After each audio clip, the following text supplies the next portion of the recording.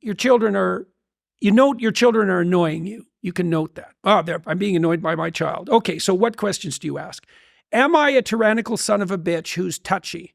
Well, that's why you need your wife, because you can go ask her, my kids are annoying me. Am I a tyrannical son of a bitch who's touchy?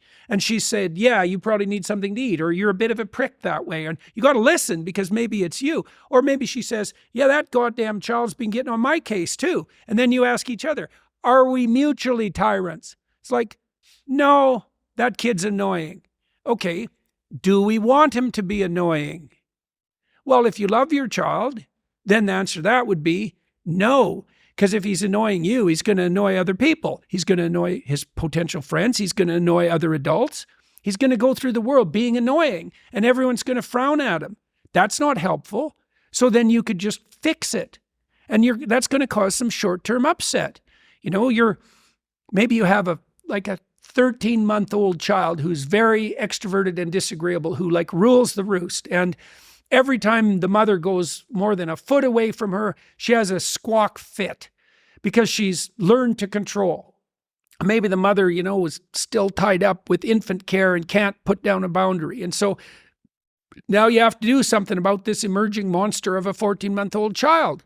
And one of the things you do is every time the child is bossy, first of all, you note it, and you note that you're not very fond of yourself for being tyrannized by a 14-month-old. That's a bit of a status hit, like it should be. So you have to notice, I'm annoyed by this child. Well, then I should do something about it. Well, it's going to cause short-term emotional distress. The same thing occurs when you're dealing with your partner. It's like, you're annoying me. Okay. Now, maybe that's me. So I should maybe we should have a talk about that. You're annoying me. Convince me that it's me. And I should listen because maybe it's me. And if I'm annoyed about you, and I shouldn't be, I should fix that. But maybe it's you. So let's find out exactly what's going on. And that'll usually, there's just constant thrust and counter thrust in a discussion like that. And usually, the conversation will circle around whatever the hell the issue is till you get to the bottom of it, and God only knows where that is. But then maybe you can sort it out. And if you sort out enough of those things, you live in peace. And that's something worth attaining. And I've thought forever in my marriage, there's nothing too small to fight about. Now, I put in some rules that I used to have with my clients too. It's like, if someone bugs you, you should note that. And you shouldn't do anything about it, probably. If they bug you twice the same way, then you think, oh, okay, that's twice. But probably still you shouldn't do anything about it. But if they bug you 3 times, then you can say, here's what you just did. And they'll say, well, no, I didn't do that. And then you say, yeah, you did. And you did exactly the same thing in this other situation. And you did exactly the same thing in this other situation. So don't be telling me you didn't do it because you did it 3 times and I watched. Okay, now they come up with reasons they did it. And maybe some of them have to do with what a stupid son of a bitch you are. And you should listen because maybe they're right. But that's at least the beginnings of the process by which you unravel the problems. You want to figure out, well, we don't want to do this. This isn't the way we want to treat each other. We want to get to a place where our whole life is like the best moments of the best dates we ever had. That's a good goal. And that's attainable. You got to work, man. There's a scene in Genesis. God throws Adam and Eve out of paradise because of their pride, their sin of pride. They each have their own particular version of that sin, Eve's sin and Adam's, but they get thrown out of paradise anyways for pride. And God puts cherubs at the gates of paradise, and the cherubs, they're kind of these monstrous angels, terrifying figures, and they hold swords that are on fire that turn every which way and burn. And you might say, well, what does that mean? And it means that, well, a sword is something that cuts away, right? A sharp blade. And fire is something that burns. And a sword that burns and cuts away. And a sword that burns and turns every which way is a burning sword from which nothing can escape. Okay, now, you want to walk into paradise. Everything that isn't worthy in you has to be burned and cut away, right? Well, that's what that conflict is in a relationship. It's like, that's not suitable for paradise. What does it have to do? It has to be cast into the outer darkness where there will be gnashing of teeth, right? It has to be cut away and destroyed. And everything that isn't worthy has to go. Well, the Michelangelo effect is all about you and your partner becoming the idealized version of each other, right? You are going to do for me the things that I want within your parameters of control, that you want to be the best partner for me, and I want to do the same for you. And we're both going to communicate to each other, and we're going to stand our ground where we have boundaries, and we're going to continue to compromise. Well, that's where what we want. love should do. Yeah. That's what love should do. Like, if you love someone, if it's genuine love, you see their hidden soul. That's a good way of thinking about it. You get a glimpse of the light that they could reveal to the world if they revealed it. That's what you see. And then to act in love is to encourage that to come forward and to discourage anything that gets in its way. That's why I love the Michelangelo effect. I'd heard of, and I'd been using it. Okay, so why the Michelangelo effect? This is why.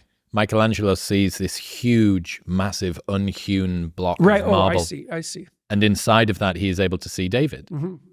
And over time, slowly, he will chip away, and he will chip away, and he will chip away. Mm-hmm. So you see something that isn't there, that's inside of the thing, which is rough and unhewn and uncivilized and undomesticated and rambunctious and sometimes terrible. And you were able to, from that, alchemize. That's actually part of the Tao Te Ching, the uncarved block. So a child is an uncarved block in the Taoist view, and you remove everything that's excess until what's perfect remains, right? And that's, see, the logos in the Old and New Testament, the logos that creates the world, is the judging faculty that, what would you say, that separates the wheat from the chaff, right? And it's compassion in a sense, because if you're compassionate towards someone, you want what's best for them, all things considered. But that compassion, in the highest sense, can't exist without judgment, because the judgment is, this part of you isn't worthy to continue. And certainly that's what you're doing with your children. When you see them misbehaving, you think, no, not that.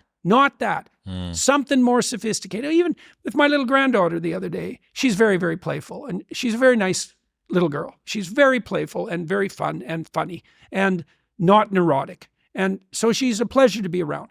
But she hasn't seen me for a while, and so she was poking me, getting me to chase her around and poking me, and she'd come up and give me a whack, And at one point she whacked me too hard, and she knew it. And I said, that's not fun. That's not acceptable. And then she stopped. But she was playing with that edge, trying to find out where fun is and, how hard can I hit Grandpa? She doesn't bloody well know. She kind of knows, but she needs to know exactly. Well, I can't let her get away with it, because then she's not fun to play with. She has to learn to come and give her grandpa a whack in exactly the way that elicits a playful response and that isn't annoying. And so there's a very...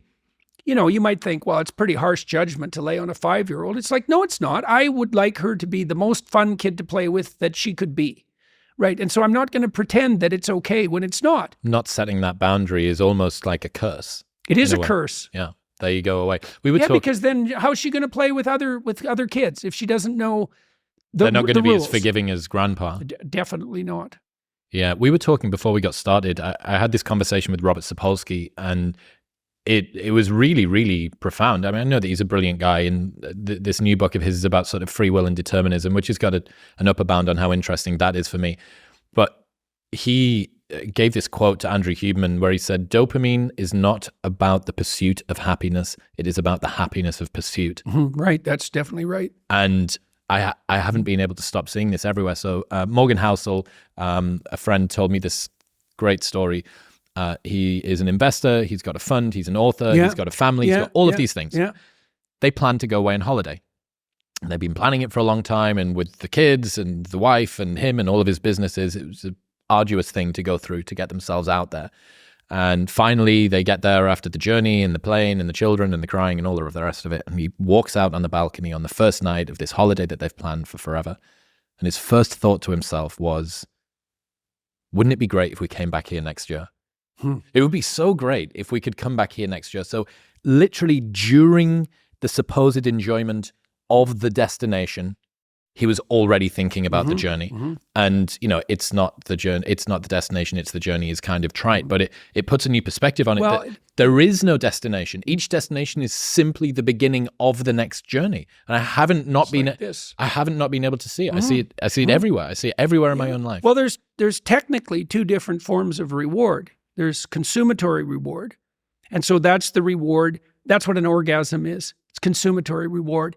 It brings the behavioral and perceptual sequence to a halt. It ends it, right? At the climax, it ends it. But then it's over. That journey is over, right? Then there's the dopaminergic reward that Sapolsky was talking about. And dopaminergic reward is evidence of advancement towards a goal, right? Okay, so there's a corollary to that. Well, how do you become optimally engaged? Because dopamine facilitates engagement and focus, which is why drugs like amphetamines can be used for kids who are attention deficit disordered. You tap up the dopamine response, they lock on, right? Okay, so they're locking on to a goal-directed pursuit. The problem with amphetamines is that they can lock you on so hard you can't get out of the frame. So like kids on amphetamines will obsess, for example, about cleaning up their closet. They can't switch to the next activity. Okay. Dopaminergic reward is reward that's accrued in relationship to a goal. Okay, so what's an implication of that? Well, pursue the highest possible goal. Well, why? Because the kick from advancement is higher. Now, you have to balance that. It can't be, you have to advance, right? Because imagine the reward's got two components. Number one is you're moving towards something valuable. Okay, so you want it to be as valuable as possible. Okay, but you have to be moving.